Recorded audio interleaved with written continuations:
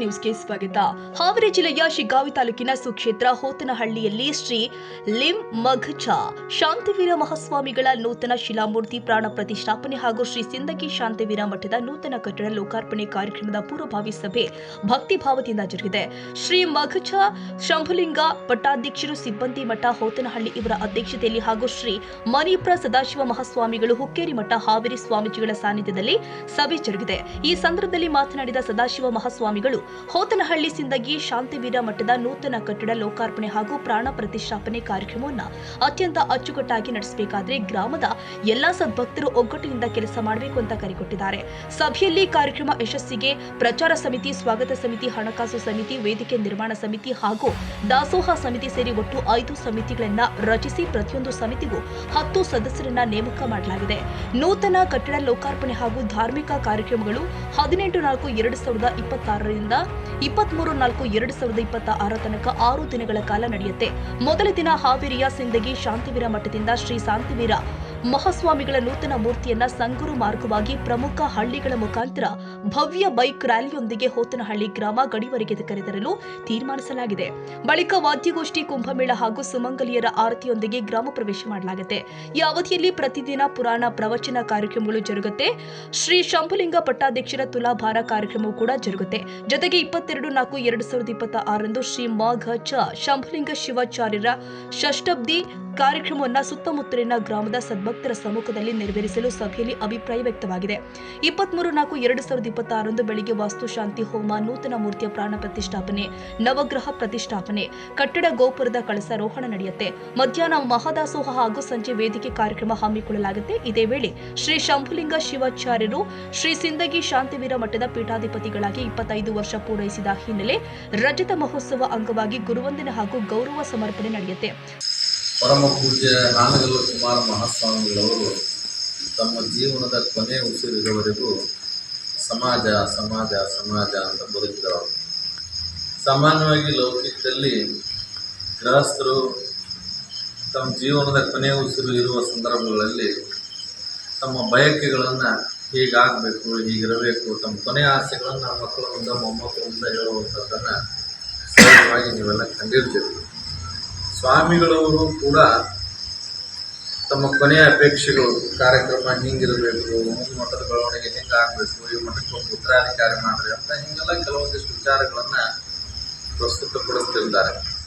ಕುಮಾರ ಮಹಾಸ್ವಾಮಿಗಳವರು ತಮ್ಮ ಜೀವನದ ಕೊನೆಯ ಉಸಿರಿರುವವರೆಗೂ ಸಮಾಜ ಸೇವೆ ಮಾಡಬೇಕು, ಮತ್ತೊಂದು ಜನ್ಮ ಅನ್ನುವಂಥದ್ದು ಏನಾದರೂ ಇದ್ದರೆ ಅದು ಸಮಾಜ ಸೇವೆ ಮಾಡಲಿಕ್ಕೇ ಹುಟ್ಟಿ ಬರ್ತೀನಿ ಅನ್ನುವಂಥ ಸಂಕಲ್ಪವನ್ನು ಕೊನೆಯ ಉಸಿರಿನ ಸಮಯದಲ್ಲಿ ಕೂಡ ತೆಗೆದುಕೊಂಡಂಥವರು, ಆ ಪೂಜ್ಯರ ಪ್ರಭಾವ ವಲಯದಲ್ಲಿ ಬೆಳೆದಂಥವರು, ಅವರನ್ನು ಅತಿ ಹತ್ತಿರದಿಂದ ನೋಡಿದಂಥವರು, ಅವರ ಸಾಮಾಜಿಕ ಕಳಕಳಿಗಳನ್ನು ನೋಡಿ ತಮ್ಮ ಜೀವನದಲ್ಲಿ ಅಳವಡಿಸಿಕೊಂಡಂಥವರು, ನಿರಂತರವಾದ ಭಕ್ತ ಸಮೂಹವನ್ನು ಹೇಗೆ ಪೂರೈಸಬೇಕು, ಅವರನ್ನು ಹೇಗೆ ಸಂಭಾಳಿಸಬೇಕು, ಸಮಾಜವನ್ನು ಹೇಗೆ ಸುಧಾರಿಸಬೇಕು, ಭಕ್ತಾದಿಗಳಿಗೆ ಬಂದಂಥ ಕಷ್ಟಗಳನ್ನು ಹೇಗೆ ನಿವಾರಣೆ ಮಾಡಬೇಕು, ಅವರಿಗೆ ಅನ್ನ, ಅರಿವು, ಆಶ್ರಯಗಳೊಂದಿಗೆ ಸಂಸ್ಕಾರವನ್ನು ಹೇಗೆ ನೀಡಬೇಕು ಅನ್ನುವಂಥದ್ದು ಕುಮಾರ ಮಹಾಶಿವಗಳವರ ಪ್ರಭಾವ ವಲಯದಲ್ಲಿ ಇದ್ದುಕೊಂಡು ಅವರ ಶಿಷ್ಯತ್ವವನ್ನು ಸಂಪಾದಿಸಿ ತಮ್ಮ ಬದುಕಿನ ಕೊನೆಯ ಉಸಿರು ಇರುವವರೆಗೂ ಕೂಡ ಭಕ್ತರಿಗಾಗಿ ತಮ್ಮ ಜೀವನವನ್ನು ಗಂಧದ ಕೊರಡಿನ ಹಾಗೆ ತೆಗೆದಂಥವು ಪೂಜ್ಯ ಶಾಂತಿವೀರ ಪಟ್ಟಾಧ್ಯಕ್ಷರು ಅನ್ನುವಂಥದ್ದು ನಮ್ಮೆಲ್ಲರಿಗೂ ಕಾರಣ. ಅವರು ಅನೇಕ ವರ್ಷಗಳವರೆಗೆ ಹಾವೇರಿಯ ಸಿಂದಗಿ ಮಠದಲ್ಲಿ ಪಟ್ಟಾಧ್ಯಕ್ಷರಾಗಿ ಈ ಭಾಗದ ಸುತ್ತಮುತ್ತಲಿನ ಎಲ್ಲ ನಗರ ಪಟ್ಟಣಗಳಿಗೆ, ಗ್ರಾಮಗಳಿಗೆ ಸಂಚರಿಸಿ ಅನೇಕ ಶಾಖಾ ಮಠಗಳನ್ನು ಕೂಡ ಅವರು ನಿರ್ಮಾಣ ಮಾಡಿದರು.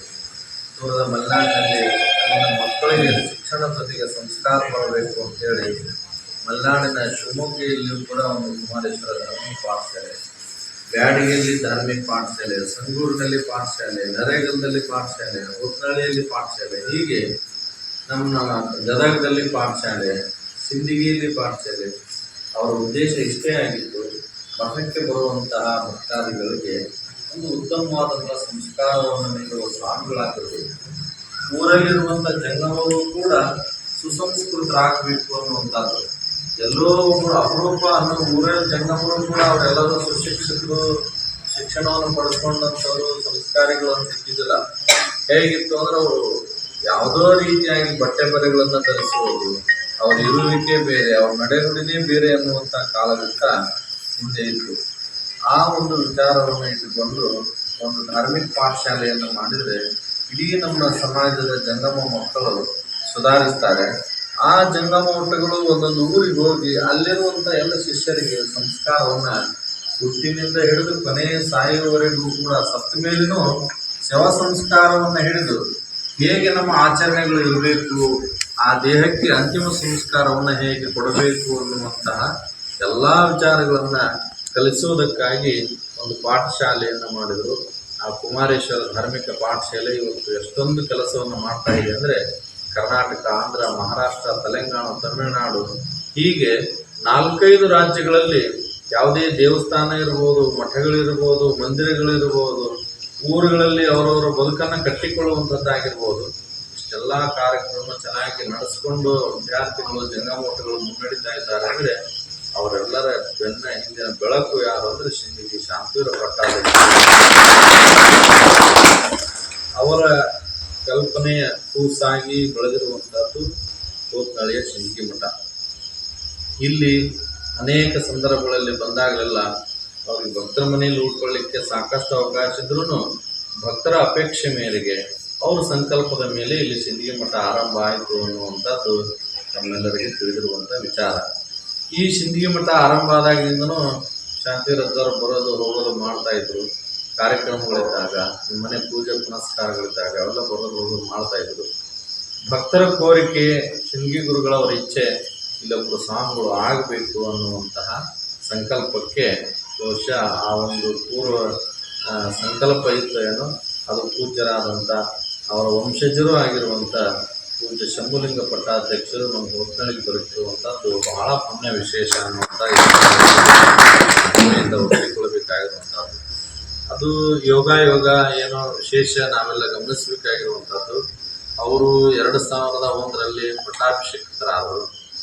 ಆಮೇಲೆ ಅವರು ಸಿಂದಗಿ ಮಠದಲ್ಲಿ ಇದ್ದರು ಬಹಳ ವರ್ಷಗಳವರೆಗೆ. ಜೊತೆಗೆ ಅವರು ಈ ಮಠಕ್ಕೆ ಸ್ವಾಮಿಗಳಾಗಿ 2003ರಿಂದ ಅವರು ಇಲ್ಲೇ ಇರಲಿಕ್ಕೆ ಆರಂಭ ಮಾಡಿದರು. ನಿಮ್ಮೆಲ್ಲರ ಸಹಕಾರದೊಂದಿಗೆ ಸಣ್ಣ ಪುಟ್ಟ ಬೆಳವಣಿಗೆ ಆಗ್ತಾ ಇವತ್ತು ಒಂದು ಐತಿಹಾಸಿಕವಾಗಿರುವಂಥದ್ದು ಇಷ್ಟು ಸುಸಜ್ಜಿತವಾದಂತಹ ಕಟ್ಟಡಗಳೊಂದಿಗೆ ಮತ್ತೆ ಕಲ್ಯಾಣ ಮಂಟಪವು ನಿರ್ಮಾಣ ಆಗ್ತಾ ಇದೆ. ಇವೆಲ್ಲವುಗಳನ್ನು ಕೂಡ ಒಳಗೊಂಡು ಈ ಮಠದ ಕಟ್ಟಡದ ಲೋಕಾರ್ಪಣೆ ಮಾಡಬೇಕು ಅನ್ನುವಂಥದ್ದು ನಿಮ್ಮೆಲ್ಲರ ಬಯಕೆಯಾಗಿದೆ. ಅದು ಒಂದು ವಿಶೇಷ ಆಗಬೇಕು. ಸುಮ್ಮನೆ ವರ್ಷ ನಾವು ಯುಗಾದಿ ಪುರಾಣ ಮಾಡ್ದಂಗೆ ಪುರಾಣ ಮಾಡಿ ಮಂಗಳಾರತಿ ಮಾಡಿ ಪ್ರಸಾದ ಮಾಡಿ ಹೋಗುವಂಥದ್ದು ಆಗಬಾರ್ದು. ಇದೊಂದು ವಿಶೇಷತೆಯಿಂದ ಕೂಡಿರಬೇಕು. ಮಠದ ಉದ್ಘಾಟನೆ ಆಗಬೇಕು ಅನ್ನುವಂತಹ ಒಂದು ಇಚ್ಛೆ. ಮತ್ತು ವಿಶೇಷವಾಗಿ ನಮ್ಮ ಶಂಭುಲಿಂಗಜ್ಜರು ಯಾವುದೇ ಅದನ್ನು ಮಾಡಬೇಕು, ಇದನ್ನು ಮಾಡಬೇಕು, ನಮಗೆ ಹಂಗೆ ಮಾಡಬೇಕು ಅನ್ನುವಂಥ ಅಪೇಕ್ಷೆಯನ್ನು ಎಂದೂ ಇದ್ದವರಲ್ಲ. ಯಾವ ರೀತಿ ಭಕ್ತರು ಕಾರ್ಯಕ್ರಮಗಳನ್ನು ಮಾಡ್ತಾರೆ ಅದೇ ಅವ್ರಿಗೆ ಹೊಂದಾಣಿಕೊಂಡು ಹೋಗುವಂಥದ್ದು. ಎಷ್ಟೋ ಊರುಗಳಲ್ಲಿ ಆ ಭಕ್ತರು ಸ್ವಾಮಿಗಳು ಹೊಂದಾಣಿಕೆ ಆಗೋದು ಬಹಳ ಕಷ್ಟ ಇರ್ತದೆ. ಆ ರೀತಿಯಾಗಿ ಭಕ್ತರಿಗೆ ಸ್ವಾಮಿಗಳು ಹೊಂದ್ಕೊಳ್ಳೋದು, ಸ್ವಾಮಿಗಳಿಗೂ ಭಕ್ತರು ಹೊಂದ್ಕೊಳ್ಳೋದು, ಈ ರೀತಿ ಭಕ್ತ ಮತ್ತು ಸ್ವಾಮಿ ನಡುವೆ ಅವಿನಾಭಾವ ಸಂಬಂಧ ಕಾಣುವುದು ನಮ್ಮ ಹೋತ್ನಳ್ಳಿಯಲ್ಲೇ ಅನ್ನುವಂಥದ್ದು ಭಾಳ ಖುಷಿ ಪಡುವಂಥದ್ದು. ಅವರು ಯಾವುದನ್ನು ಅಪೇಕ್ಷೆ ಪಡದೇ ಇದ್ರೂ ಈಗ ಅವರಿಗಾಗಲೇ 60 ದಾಟಿ ಬಿಟ್ಟಿದ್ದಾರೆ.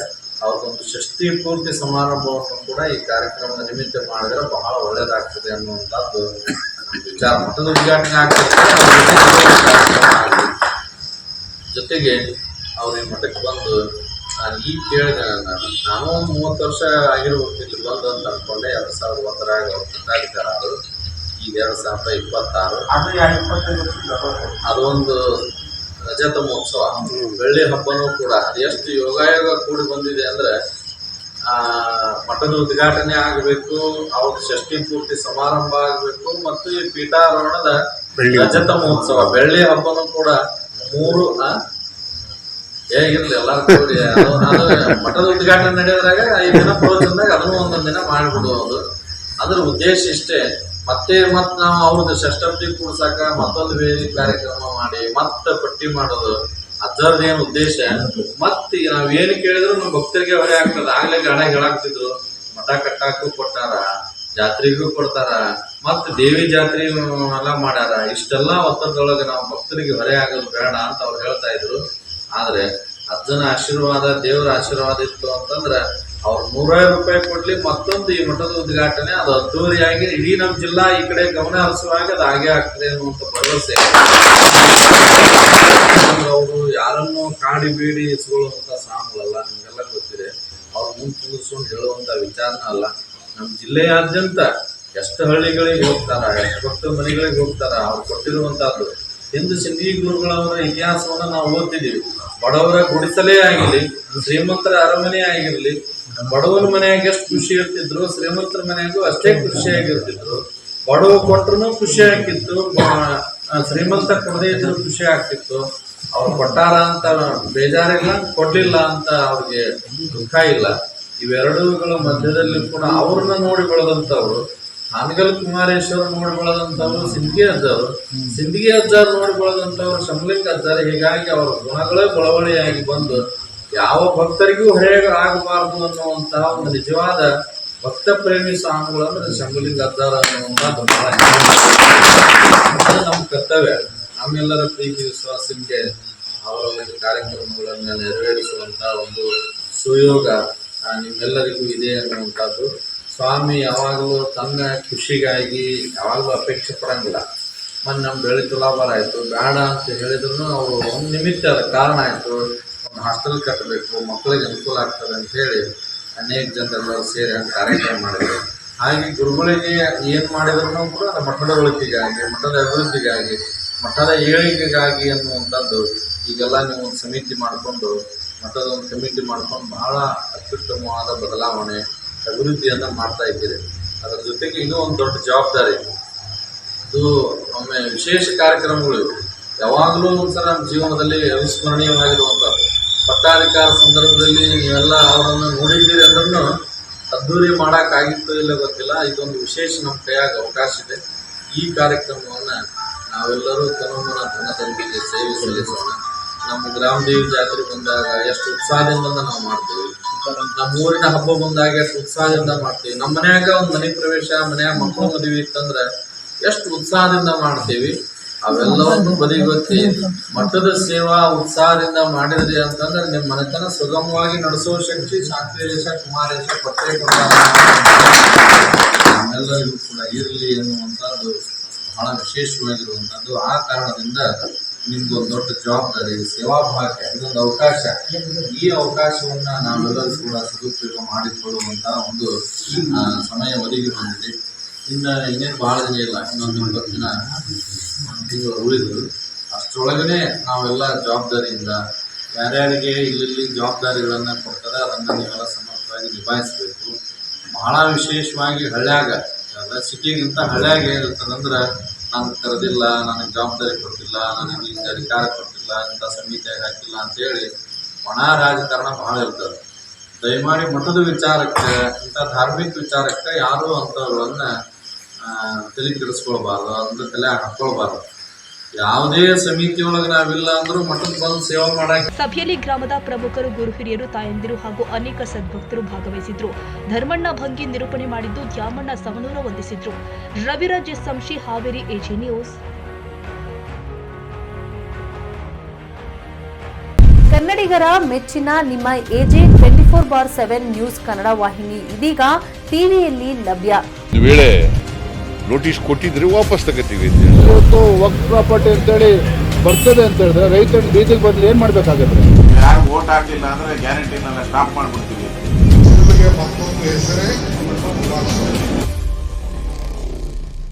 ಕರ್ನಾಟಕ ಮತ್ತು ದೇಶ ವಿದೇಶ 360 ಡಿಗ್ರಿ ಸುದ್ದಿ ಹಾಗೂ ಉತ್ತರ ಕರ್ನಾಟಕ, ಬೆಳಗಾವಿ, ಬಾಗಲಕೋಟೆ, ಧಾರವಾಡ, ಹಾವೇರಿ, ಗದಗ, ಬಿಜಾಪುರ ಜಿಲ್ಲೆಯ ಕ್ಷಣ ಕ್ಷಣದ ವಿವರವನ್ನ ಪಡೆಯುವುದಕ್ಕೆ ಎಜೆ 24/7 ನ್ಯೂಸ್ ಕನ್ನಡ ವಾಹಿನಿಯನ್ನ ಲೈಕ್ ಮಾಡಿ, ವಿಡಿಯೋಗಳನ್ನ ಶೇರ್ ಮಾಡಿ, ಕಮೆಂಟ್ ಮಾಡುವ ಮೂಲಕ ನಮ್ಮ ವಾಹಿನಿಗೆ ಸಹಕಾರ ನೀಡಿ ಮತ್ತು ಚಾನೆಲ್ ಅನ್ನ ಸಬ್ಸ್ಕ್ರೈಬ್ ಮಾಡಿ.